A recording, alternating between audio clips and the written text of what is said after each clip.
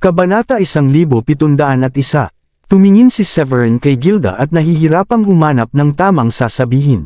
Pagkatapos mag-isip sandali, sinabi niya, "Tama ka. Hanggat hindi mo ito isinasa puso, ang mga tsismis na ito ay malapit ng lumipas. Ang mga tao ay may posibilidad na maakit sa mga pinakabagong tsismis, ngunit kalaunan ay lilipat sila sa susunod na bagong bagay." Tumango si Gilda bilang pagsang-ayon. "Alam kong walang magbabago kahit na magalit ako tungkol dito. May dahilan ako para maghinala na ang mga miyembro ng Horizon Sect ang nasa likod nito. Malaki ang posibilidad na ikinakalat nila ito upang siraan ang aking reputasyon." Huminto siya sandali bago nagpatuloy. "Sa isang paraan, mabuti iyon. Isa itong karagdagang patunay na si Frederick ay hindi isang mabuting tao. Natutuwa ako na hindi ko siya pinakasalan. Baka masira ang buhay ko kung ginawa ko." Nakaramdam si Severin ng marinig ang narinig. Tunay ngang isang marangal na babae si Gilda na may matibay na prinsipyo. Matapos mag-isip sandali, naglakad siya ng may tapang at mahinahong hinawakan ang kamay ni Gilda. "Isa kang kamangha-manghang babae, Miss Gilda. Marahil ay maaari mong isaalang-alang ang pakikipag-date sa akin kung okay ka sa ideyang iyon. Nangangako akong tretuhin ka ng mabuti." Anong sinasabi mo?" Nagulat si Gilda. Namula ang kanyang mukha sa kahihiyan at agad na inalis ang kanyang kamay. Tumitibok ng mabilis ang kanyang puso at hindi niya inasahan na ipinapahayag ni Severin ang kanyang pagmamahal sa kanya ng direkta. "Seryoso ako, Gilda. Sana pag-isipan mo itong mabuti. Hindi mo kailangang bigyan ako ng agarang sagot. I'd just like the chance to try and win your heart," sabi ni Severin ng taimtim. "Naiintindihan ko ang ibig mong sabihin. I'll think about it," tugon ni Gilda, at tumango siya. Pagkatapos ay lumipad siya palayo. Lubos siyang nabigla sa bilis ng pagtibok ng puso niya nang hinawakan ni Severin ang kanyang kamay. Nagsimulang tanungin ni Gilda ang kanyang sarili kung mayroon siyang nararamdaman para sa kanya. Kitang-kita ang kahanga-hangang katangian ni Severin. Ang kanyang galing bilang isang alchemist ay naging dahilan upang maging isang hinahangad na kapareha siya ng maraming babaeng disipulo. Ngumiti si Severin habang pinagmamasdan siyang nagmamadaling umalis. "Kailangan kong ipahayag ang aking nararamdaman sa kanya sa kalaunan, kaya mas mabuti ng maaga pa. Ayokong may iba na maunang ipahayag ang kanilang pagmamahal sa kanya habang ako ay nasa loob ng Paradise Secret Realm.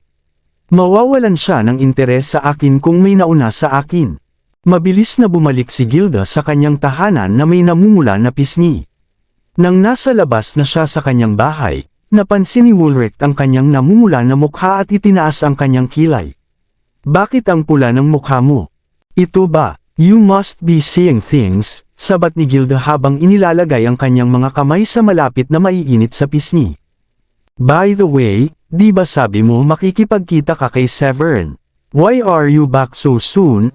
Casual na tanong ni Woolrich. Mabilis na sumagot si Gilda, abala siya sa paggawa ng mga tableta. "Ayaw ko siyang istorbohin, kaya nagkaroon lang kami ng maikling pag-uusap bago ko siya iniwan para gawin ang kanyang trabaho." Pagkatapos ay agad siyang pumasok sa bahay. Lumabas si Woolrich sa pinto at nagtanong sa kanyang sarili, anong nangyayari kay Severin? Wala ba siyang kaalam-alam? Napakaganda ng anak ko, at siya pa ang nagkusa na dumaan at makita siya. Hindi ba't napakagandang pagkakataon iyon para mas maging malapit sila? Ilang araw na siyang gumagawa ng mga tableta ngayon. Hindi naman masama kung mag-half day off para makasama ang anak ko, di ba? Nagbago ang isip ni Woolrich nang biglang napagtanto niya. Posible bang ayaw ni Severin kay Gilda? Pero wala naman itong saysay. Bakit niya ipinangako sa akin na aalagaan niya itong mabuti kung hindi naman niya ito gusto? Nararamdaman ba niya ang isang pakiramdam ng obligasyon dahil lamang sa pagkakasala? Pagkatapos mag-isip sandali, nagpa siya si Woolrich na kausapin si Severin tungkol dito.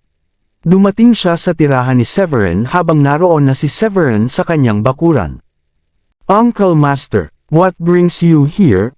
tanong ni Severin, kahit na kinakabahan dahil dumating si Woolrich ilang sandali lamang nang umalis si Gilda. Hindi sana dumadating ng ganoon kabilis si Woolrich maliban kung sinabi na sa kanya ni Gilda ang tungkol dito. "Let's talk inside," sabi ni Woolrich na may seryosong ekspresyon.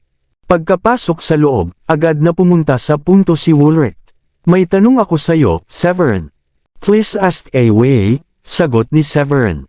Gusto kong malaman kung totoo ba ang pangako mo tungkol sa pag-aalaga sa aking anak. Hindi na siya engaged, so I'm genuinely hoping that you two will end up together. Hindi niya sinadyang maglagay ng pressure, kaya linawin natin. Pumayag ka lang na tulungan siya dahil nakiusap ako at inilagay ka sa isang masikip na lugar. I want you to be with her out of genuine love and concern, hindi lang dahil pinagsisisihan mo ang nangyari. Naiintindihan mo ang ibig kong sabihin, hindi ba? Dapat kang magpakita ng tunay na pagmamalasakit para sa kanya bago mo subukang makuha ang kanyang puso. Medyo nagulat si Severin sa umpisa. Naisip niya kung nasabi na ba ni Gilda kay Woolrich ang kanyang pagtatapat ng ganoon kabilis. Tiningnan niya si Woolrich at taimtim na sumagot, "You have nothing to worry about." Pinag-isipan ko ito ng mabuti, at kahit na nakaramdam ako ng responsibilidad sa kanya, napagtanto ko na isa siyang napakabuting babae dahil mas nakikilala ko siya. Karapat-dapat mahalin si Gilda. Matibay ang kanyang paniniwala tungkol sa pag-ibig at katarungan, at mabait at matinurin siya. Kung susuklian niya ang aking nararamdaman, pahahalagahan ko siya dahil sa tunay na pagmamahal sa kanya. Natuwa si Woolrich sa sagot ni Severin. Natutuwa akong marinig iyon. Dahil mayroon kang tunay na nararamdaman para sa kanya, dapat kang magkusa na gumugol ng mas maraming oras kasama siya kapag may pagkakataon ka. Maglakad-lakad kasama siya. Huwag mong gugulin ang lahat ng iyong oras sa paggawa ng mga tableta. Marami ka ng ginawang tableta para sa sekta, at hindi na tayo nagkukulang gaya ng dati. Ngumiti si Severin at sinabi, gagawin ko ang aking makakaya. Nakikita kong komportable siya sa akin, kaya tiwala akong magkakaroon ako ng magandang pagkakataon basta't magsisikap ako. Nakakagaan ng loob yan, sabi ni Woolrich habang inaabot ang pinto. Wala na akong dapat ipag-alala pa kung magkasama kayong dalawa. Sa tingin ko mas magaling ka pa kay Frederick. Tuluyan na niyang sinira ang relasyon nila ng anak ko, at binaliwala ang dati nilang relasyon, at sinira ang reputasyon ng anak ko. Sapat na iyon, at mas pinalala pa niya ang sitwasyon nang hinayaan niya ang mga tao sa loob ng sekta na magkalat ng mga paninirang puri tungkol sa anak ko. Kung kasing lakas lang ng sekta natin ang sekta nila, malamang ay kinompronto ko na siya at pinagsabihan. Bilang tugon, ngumiti si Severin at sinabi, narrow-minded people like her won't go far in the future. Well then, I shall excuse myself now. Tumanggo si Woolrich at mabilis na umalis. Hindi inaasahan ni Severin na darating ang kanyang tatlong asawa ilang sandali lamang matapos umalis si Woolrich. Are you three supposed to be training? Tanong ni Severin na nagulat. Pakiramdam niya ay parang pinlano nilang pumasok sa sandaling iyon. Ngumiti si Sheila at ipinaliwanag, natapos na kami sa maghapon, at magkukwentuhan pa lang kami sa kabilang kwarto nang marinig namin na binisita ka ng pinuno ng sekta. Na-curious kami, kaya hindi namin napigilan ang aming sarili na makinig sa usapan. Naiwang walang masabi si Severin sandali at medyo namula ang kanyang ekspresyon. Hindi ba't medyo bastos ang makinig sa aming usapan? Aba, hindi namin napigilan. At kayong dalawa ay maingay. Narinig ka namin kahit ayaw namin, dagdag ni Sofia. Dagdag naman ni Diane, hindi namin inaasahan na ang usapan ay iikot sa pagpapakasal kay Gilda. Hindi namin alam na gusto mo rin siya. Huwag kang mag-alala. Iniisip naming lahat na mabuting tao si Gilda. Lahat kami ay lubos na nakiramay kay Gilda, paliwanag ni Sheila. Nawalan siya sa unang pagkakataon dahil sa isang estranghero at iniwan ng lalaking lubos niyang minamahal. Ang kanyang masungit na kasintahan ay umabot pa sa punto na nagkalat ng malisyosong paninirang puri tungkol sa kanya. Naisip naming lahat na ito ay kahanga-hanga kung makakahanap siya ng isang mabuting lalaki upang tretuhin siya ng mabuti, at ngayon ang lalaking iyon sa wakas ay nagpakita na. Sumang-ayon si Sofia. Malapit na tayong magkaroon ng isa pang kapatid. And just so you know, we're fine with that, sabi ni Sheila. Talagang iniisip namin na si Gilda ay isang kahanga-hangang babae, ngunit nakakaabala ba sa iyo na hindi na siya birhen? Ang ilang mga lalaki ay maaaring hindi matanggap iyon. Medyo natigilan si Severin ngunit tiniyak niya sa kanila, I don't mind at all. Hindi mahalaga sa akin ang nakaraan ng isang tao basta't mahal ko siya ng totoo. Mas lalo pang humanga ang tatlong babae kay Severin matapos marinig iyon. Ngunit medyo nagulat sila nang sinabi ni Severin sa kanila, "But please don't tell anyone about this yet. Hindi ako nakahanap ng tamang oras para sabihin kay Gilda." "Natatakot ka ba na baka tanggihan ka niya?" tanong ni Sheila. "Don't worry," hikayat ni Sofia. "Magtatagumpay kang makuha ang kanyang puso kung gagawin mo ito sa tamang paraan." Ngumiti si Severin ng bahagya at sa wakas ay ibinunyag, "That's not what I meant. Ang ibig kong sabihin ay ako ang taong kumuha ng unang pagkakataon ni Gilda." "Ikaw iyon." Namula at nagulat ang kanilang mga mata nang marinig iyon. Lalo na si Sheila, na handang harapin ang sinumang may kasalanan sa nangyari kay Gilda kung malalaman niya kung sino iyon. Sa isang nakagugulat na pangyayari, ang taong iyon ay walang iba kundi si Severin, ang kanyang asawa. Nagulat din si Sofia at sinabi, "You can't be serious. Ikaw ba talaga?" Nagulat din si Dayan sa ibinunyag. Pagkatapos mag-isip sandali, tumawa siya at sinabi, "Haha, kung ikaw talaga, mas mabuti kung maaga mo ang puso niya." "Oo, pero hindi mo dapat ipaalam sa kanya ngayon. Kunin mo ang puso niya bago mo ibunyag ang katotohanan sa kanya. Kung sasabihin mo sa kanya bago pa siya mahulog sa iyo, baka hindi kanya magustuhan o magalit pa siya sa iyo. Mas lalo lang magpapahirap sa iyo," payo ni Sheila matapos mag-isip. Sang-ayon si Severin. "Sang-ayon ako. Ito ay isang bagay na dapat lamang ibunyag sa tamang sandali." Nag-isip sandali si Sofia at nagtanong, "Ibig sabihin ba noon ay may natatanging konstitusyon din ang iyong katawan?" Tumango si Severin, "Oo, mayroon akong tinatawag na Sunheart Constitution. Ngunit bakit tumaas ng malaki ang antas ng nakamit ni Gilda habang nanatiling hindi gumagalaw ang sa iyo? Hindi ba't hindi patas?" tanong ni Sofia na may malaking sama ng loob. Naisip din ni Sheila ang puntong iyon at agad na nagreklamo, "Oo. Hindi ba dapat tumaas din ang antas ng iyong tagumpay gaya ng sa kanya?" Medyo nagulat si Severin sa umpisa, ngunit agad siyang sumagot, "Kung ang antas ng aking tagumpay ay tumaas ng malaki, magiging Royal Saint na ako ngayon." "Oo nga. Kung gayon, hindi ka na magiging karapat-dapat na makapasok sa Paradise Secret Realm," sagot ni Sheila. "Mabuti na lang at hindi mo naranasan ang parehong mabilis na tagumpay noon, kung hindi ay hindi ka makakapasok sa Paradise Secret Realm at makakatulong sa paghahanap ng miniature Black Tower." Ngunit naisip ni Dayan, maraming iba pang mga saint sa sekta na maaaring ipadala sa Paradise Secret Realm kahit na hindi niya magawa. Sa palagay ko ay mas makabubuti para sa kanya na gumawa ng tagumpay at maging isang Royal Saint. Hindi maraming tao ang makakaabot sa ganitong taas sa kanilang naabot. Ngumiti si Severin at sinabi, "Huwag kayong mag-alala, nakakuha pa rin ako ng kaunting benepisyo mula rito. Sumisip-sip ako ng malaking halaga ng espiritual na enerhiya mula sa nakapalibot na enerhiya, ngunit itinatago ko ito at itinatago sa isang energy sphere sa loob ng aking energy core. Ang nakaimbak na enerhiyang ito ay maaaring gamitin upang mapahusay ang aking natamo kapag nasa loob na ako ng Paradise Secret Realm." Hindi ako makapaniwala na mayroong ganoong bagay, ang tatlong babae matapos marinig ang paliwanag ni Severin.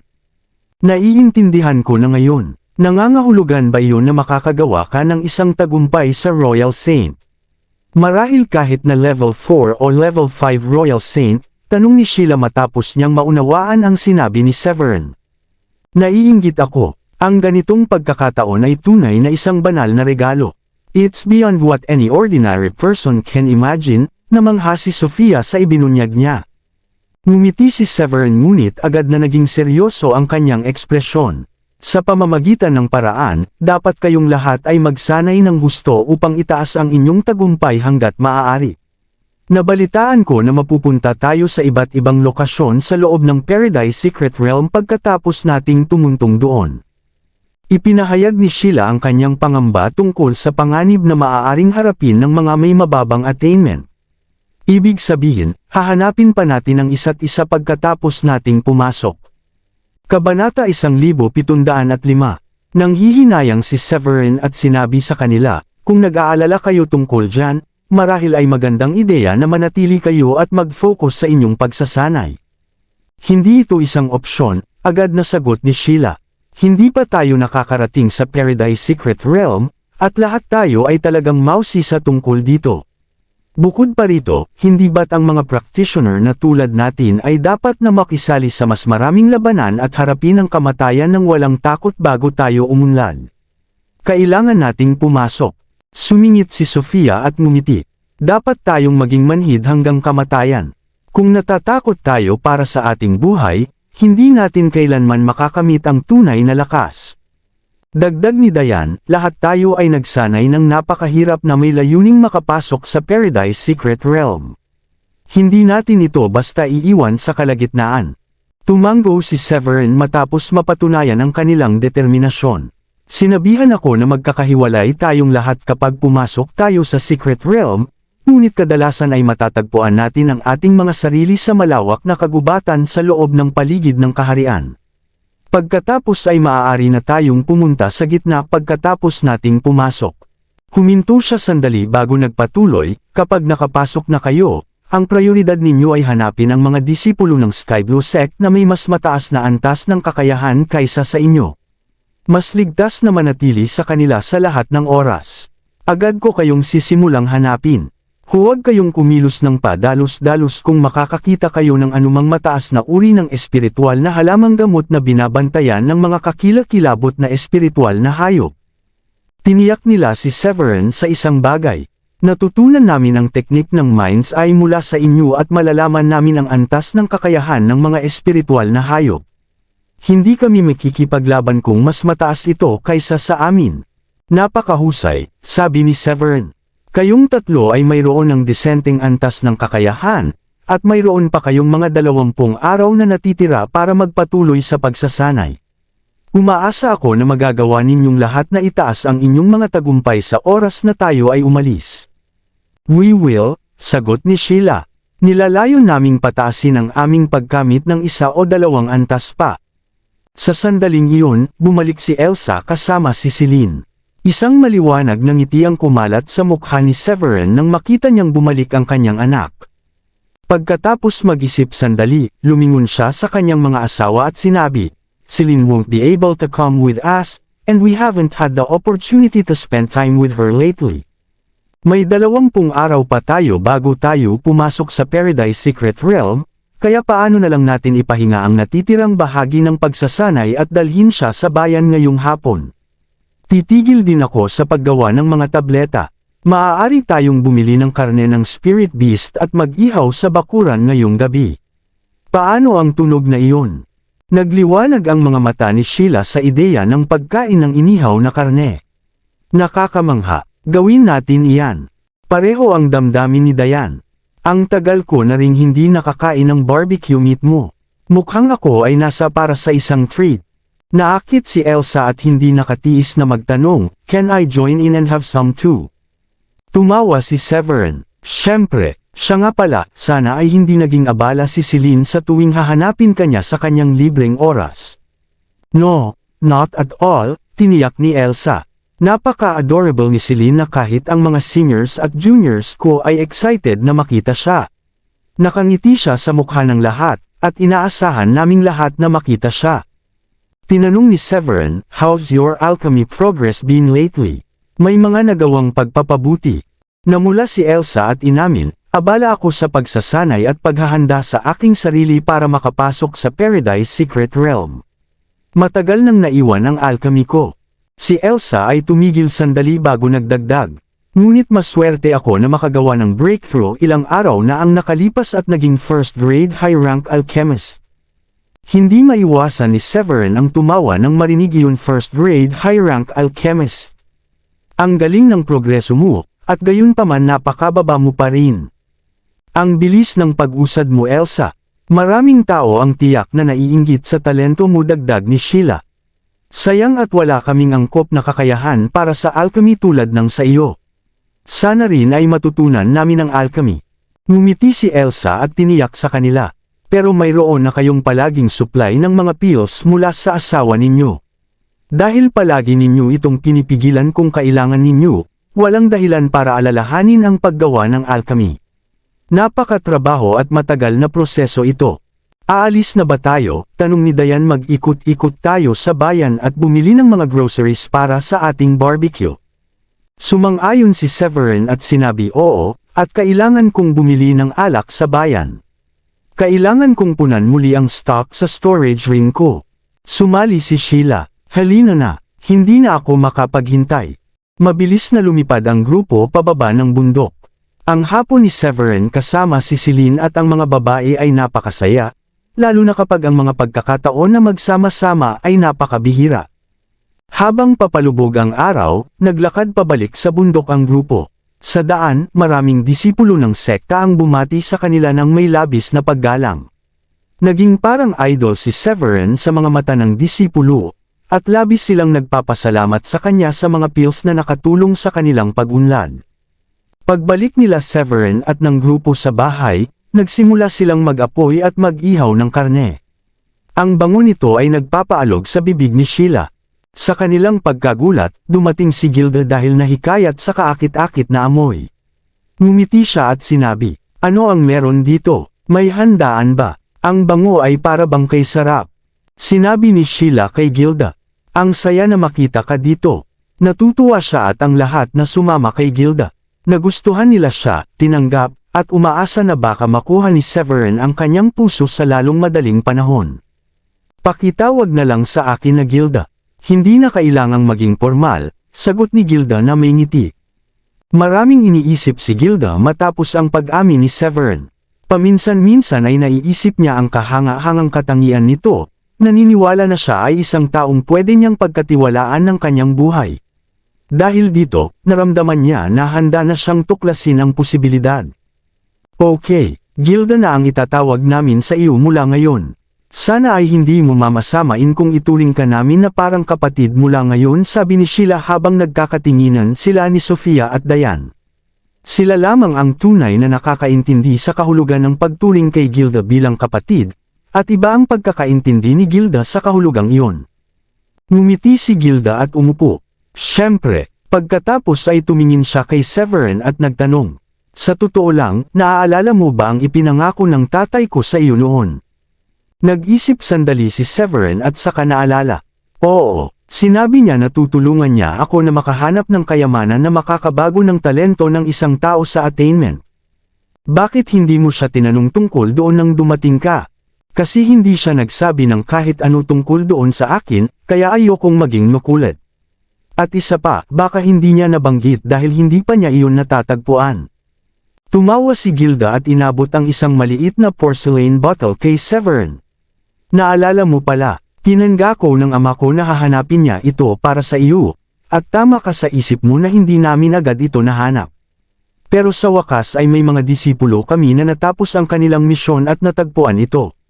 Gusto ng ama ko na ako ang mag-abot nito sa iyo." Natuwa si Severin nang marinig iyon. Plano kong gamitin ito para baguhin ang attainment talent ni Dayan, pero nakahanap ako ng katulad nito at naibigay ko na sa kanya. Ibig bang sabihin nito ay hindi muna ito kailangan, tanong ni Gilda. "Kailangan ko pa rin," sagot ni Severin. Ang kapatid ni Dayan na si Megan ay walang talento sa attainment. Bata pa siya at ngayon ay level 9 Grandmaster na, kaya malaking tulong ito para masimulan niya ang kanyang training. Magagamit niya ito para makapag-breakthrough sa Profound Master at makatuntong ng maayos sa attainment. Sabi ni Dayan, "Ang galing nito." Matutuwa si Megan kapag nalaman niyang may kayamanang kaya palitan ng attainment talent niya. Idinagdag ni Severin, "Tama, alchemist si Benjamin, at maganda ang attainment talent niya." Minsan ay nakakaramdam si Megan ng pagkababa ng loob dahil mas mataas ang antas ni Benjamin.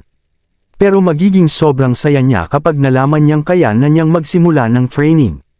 Ngunit sabi ni Severin, "Dahil abala kayong lahat sa training ninyo, mas mabuti sigurong ako na lang ang maghatid nito sa kanya." Sumingit si Gilda. "Matagal na mula nang huli akong umalis sa sekta, Severin. Pwede ba akong sumama sa iyo at gawing maikling paglalakbay para makapag-relax?" Tuwang-tuwa si Sheila nang marinig iyon. Naniniwala siya na ito ang perpektong pagkakataon para mas makapag-bonding sina Severin at Gilda. Ang ganda ng idea. Dapat kayong dalawa ang maglakbay. Sumang-ayon si Dayan. Oo, maboboard ka lang kung mag-isa kang babalik sa bayan, Severin. Mas mabuti kung may kasama kang si Gilda dahil gusto rin niyang magpahinga at lumabas ng sekta sandali. Pumayag si Severin. Sige, bukas ng umaga tayo aalis at aagahan natin ang balik. Ayos lang ba iyon sa iyo, Gilda? Pupuntahan kita sa bahay mo bukas ng umaga. Agad na tumanggo si Gilda. Ayos lang, hihintayin kita bukas. Nang maluto na ang inihaw na karne, kumuha ng hiwa si Severin at nilagay sa plato. Inabot niya iyon kay Gilda at sinabi, heto, kain ka. Nakunat ang noo ni Gilda nang tingnan niya ang inihaw na karne. Hindi talaga ako mahilig sa mamantikang pagkain. Hinimok siya ni Dayan. Subukan mo lang. Pagsisisihan mo habang buhay pag hindi mo tinikman. Ang inihaw niyang karne ay kakaiba. Pinakamahusay na matitikman mo. Dagdag pa ni Sheila. Marami na ring nagsabi niyan dati, pero hindi na sila tumigil kakain pagkatapos ng unang subo. Hindi mo ba sa amoy pa lang ay nakakagutom na? Naramdaman ni Gilda na parang OA ang paraan ng paglalarawan nila sa luto ni Severin, pero naisip niyang wala namang mawawala kung susubok siya. At pagsubaw niya ng kaunti, agad niyang inamin, tama kayo. Ito ay napakasarap. Pagkatapos ng unang subo, tuloy-tuloy niyang kinain at nilasap ang malambot at sobrang sarap na inihaw na karne. Ang sarap talaga ng karne. Inabot ni Sheila ng alak si Gilda at sabi, uminom ka, marami rin kaming masarap na alak dito. Huwag ka mahiya Miss Gilda, sabi ni Celine habang abala sa pagkain. Marami kaming baniling spirit beast meat para barbecue. Unti-unting nagkakagusto si Gilda kay Celine. Ngumiti siya ng malambing sa bata at sabi, sige, kakain pa ako. Ang sarap talaga nitong inihaw. Wala pa akong natitikman na ganito. Ipinagmalaki ni Celine. Ang specialty kasi ito ng tatay ko. Kahit si Mommy Sheila, ang pangalawa kong mommy, hindi pa rin niya ito kayang gayahin. Napairap naman si Sheila kay Celine at sumagot. Nag-aaral pa ako Celine. Hindi madaling matutunan ang ganyang luto. Natawa si Gilda sa nakakaantig na palitan nila. Kaya pala ikaw ang pangalawa niyang ina. Oo, tugon ni Sheila. Ako ang pangalawa niyang ina, si Sofia naman ang pangatlo. Ikaw ang magiging pang-apat kapag pinakasalan mo si Severin. Namula si Gilda nang marinig ang napakatapang na komento niya. Kilala nga si Sheila sa pagiging prangka. Sumabay pa si Sofia. Ano ba yang sinasabi mo Sheila? Pinapapula mo si Gilda. Humingi naman ng paumanhin si Sheila kay Gilda. Sana hindi ka nainis sa sinabi ko Gilda. Minsan kasi nakakapagsalita ako nang hindi nag-iisip, tapos huli ko na lang nare-realize na baka mali pala. Saway ni Dayan. Ano ba ang iniisip mo at sinabi mo yun? Anak siya ng sect leader. Hindi dapat ganoon ang biro. Tiniyak ni Gilda na ayos lang. Hindi, ayos lang talaga. Hindi ako na-offend. At saka hindi rin ako taong nagtatanim ng galit. Nag-e-enjoy ako sa samahan at pagiging malapit ninyo sa isa't isa. Medyo naiinggit nga ako sa ganda ng relasyon ninyong tatlo. Pasimpleng nagbiro pa ulit si Sheila. Wala kang dapat kainggitan. Pwede ka namang maging isa sa amin. Pagkasabi niya noon ay agad niyang tinakpan ang bibig niya at nag-sorry. Parang naulit ko na naman. Maraming salamat sa lahat ng sumusubaybay. Please subscribe and follow my YouTube and Facebook channel, Filipino Novel. Maraming salamat po. Namula ulit si Gilda sa sinabi ni Sheila, pero nakaramdam din siya ng munting saya sa puso niya. Unti-unti na siyang nagkakagusto kay Severin at gusto niyang subukang makipag-date dito. Mataas ang tingin ng kanyang ama kay Severin, at malamang iyon ang dahilan kung bakit inutos nitong sumama siya at ibigay ang regalo. Maliwanag na senyales iyon na suportado ng ama niya ang ideya na maging magkasama sila ni Severin. Pero may mga alalahanin si Gilda. Baka hindi siya magustuhan ng tatlong asawa ni Severin, o baka magtanim pa ang mga ito ng galit at hindi siya tanggapin sa kanilang grupo. Ngunit unti-unti ring nawala ang takot niya nang maramdaman niyang tanggap siya ng mga ito. Wala sa kanila ang nagpakita ng pag-ayaw sa kanya, kaya naramdaman niya na may magandang pagkakataon na maaari talaga siyang maging bahagi ng kanilang samahan. Mabait na hiniwa ni Severin ang isa pang malaking piraso ng inihaw na karne at inilagay sa plato ni Gilda. Ngumiti siya rito at sinabi, "Kumain ka pa, Huwag mo nang pansinin ang pang-aasar ni Sheila. Ganyan talaga siya. Hindi ko yun iniinda, sagot ni Gilda habang tumatango at patuloy na kumakain. Itinaas ni Sheila ang baso niya at inaya ang lahat na magsaya. Cheers sa lahat. Mas bagay ang masarap na alak kapag kasama ng napakasarap na karne. Natuwa si Gilda sa masayang hangin at nakisabay sa toast, na tinaas din ang maliit niyang bote ng alak. Pagkatapos magpagpag ng bote, uminom siya ng masigla.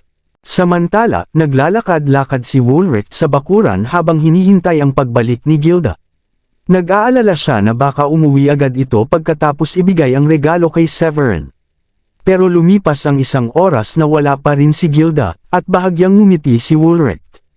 Marami sigurong napag-usapan kung tumagal sila ng isang oras. Pagkalipas ng isa pang oras, napalitan ang ngiti niya ng pagkakunot-noo. Bakit ang tagal niya? Sobrang nag-e-enjoy ba silang dalawa? Isa pang oras ang lumipas bago makita si Gilda na pabalik mula sa bundok. Bakit ang tagal mo? Agad siyang sinalubong ni Woolrich. Naamoy niya ang alak sa anak at nag-alala, dahil hindi talaga ito madalas uminom. Baka hindi pa ito lubos na nakakabangon mula sa dati nitong relasyon kay Frederick, at baka pinipilit lang ang ngiti niya ngayon. Uminom ka ba? Hindi ka naman talaga umiinom. Pinaliwanag ni Gilda, hindi mo alam kung gaano kasarap ang inihaw na karne ni Severin, Dad. Sobrang sarap. Nag-barbecue sila nung dumating ako kaya sumama ako. Hindi ko talaga mapigilan kumain. Ang saya-saya namin at uminom din ako kasama nila. At oo nga pala, sabi ni Severin siya lang daw ang pupunta para ihatid ang treasure. Dahil matagal na akong hindi lumalabas ng sekta, nagpa siya akong sumama para sa maliit na lakad. Susunduin niya ako bukas ng umaga. Nagulat si Woolrich sa maliwanag ng ngiti ni Gilda. Matagal na niyang hindi nakikita ang ganoong saya sa anak niya. Haha, mabuti yan. Magpahinga ka na. At ako mismo, susubukan ko rin yung barbecue ni Severin balang araw para makita ko kung bakit ang dami ninyong papuri, sabi ni Woolrich habang nakangiti. Dapat mo talagang tikman, sagot ni Gilda. Hindi mo gugustuhin palampasin yan. Kabanata 1710. Ngumiti si Gilda at pumasok sa kanyang silid. Kumain pala siya kasama nila at nag-enjoy, sabi ni Woolrich habang pinapanood si Gilda na papalayo. Matagal na niyang hindi nakikita si Gilda na ganoon kasaya, lalo na simula nang makipaghiwalay sa kanya si Frederick.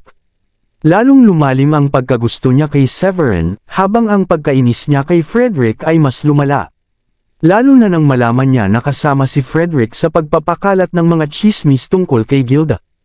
Kinabukasan, maagang nagising si Gilda at naglaan ng oras para magayos. Pagkatapos mag-isip-isip, pinili niyang magsuot ng mas maikling damit hanggang tuhod na nagpapakita sa magaganda niyang mga binti. Napangiti siya habang tinitingnan ang sarili sa salamin at humanga sa ganda ng suot niya. Gilda, tawag ng boses ni Severin mula sa labas. Binuksan ni Gilda ang pinto at mabilis na tumakbo palabas nang marinig ang pamilyar niyang tinig. Nagliwanag ang mga mata ni Severin nang makita si Gilda sa kanyang kapansin-pansing maikling damit. Madalas itong magsuot ng mahahaba, at ngayon lang niya itong nakitang medyo maiksi. Nagbigay ito kay Gilda ng ibang dating at lalo niyang pinatingkad ang kanyang kagandahan. Lumabas si Woolrich na nakangiti at agad na naintindihan kung bakit ganoon ang suot ni Gilda. Nandito ka na, bihira ka lang makauwi, kaya sulitin mo na at mag-enjoy.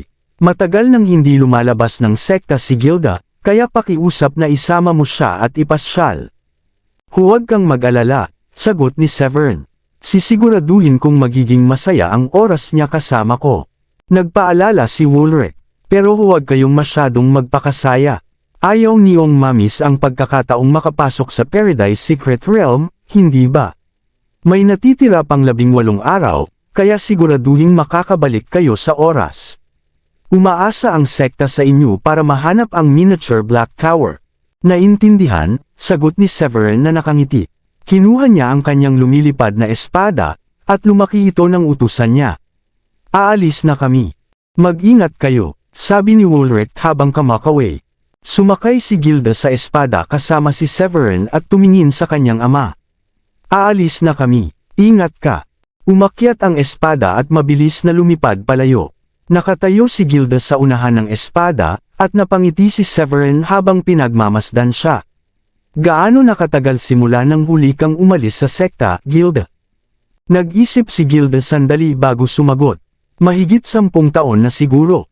Bata pa ako noon. Kadalasan para bumisita sa mga nakahiwalay na pamilya. Hindi pa ako nakakapunta sa normal na lungsod. Ngumiti si Severin. Marami ka palang na-miss na karanasan sa buhay. Pero marami ring practitioners ang may inggit sa pagpapalaki sa'yo. Bata ka pa lang, naranasan mo na ang pinakamagagandang attainment resources. Ngumiti rin si Gilda at tumango. Oo, iba-iba ang karanasan ng bawat tao. Doon nagiging magkaiba ang bawat paglalakbay nila. Pagkatapos, tumingin si Gilda sa gwapong mukha ni Severin at seryosong nagtanong. Totoo ba ang sinabi mo noong isang araw?